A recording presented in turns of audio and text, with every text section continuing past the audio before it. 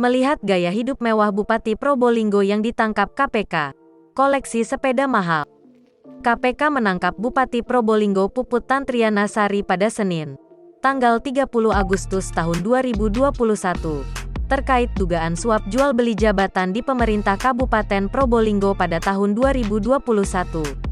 KPK menangkap Puput bersama suaminya, Hasan Aminuddin, yang merupakan Wakil Ketua Komisi 4 DPR dari fraksi Partai Nasdem.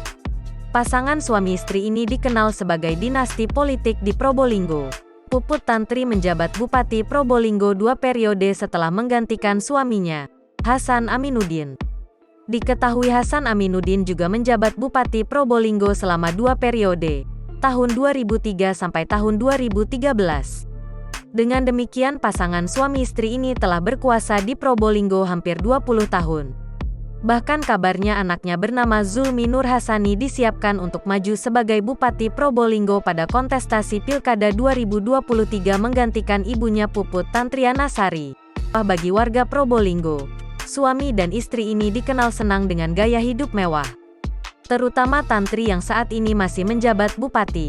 Dikutip dari Kompas.tv, warga menyebut Bupati Probolinggo dan suaminya dikenal punya gaya hidup mewah dan suka bepergian ke luar negeri.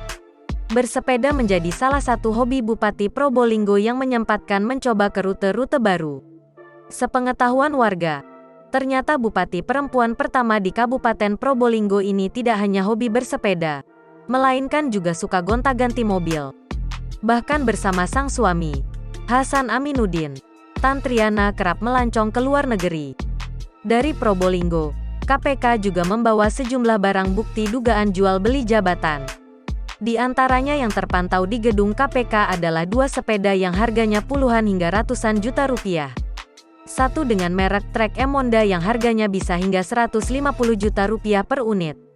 Ini merupakan sepeda impor berbahan karbon sehingga mahal. Satu lagi dilihat dari rangka frame-nya adalah sepeda Alex Moulton berkisar 25 juta rupiah hingga 300 juta rupiah.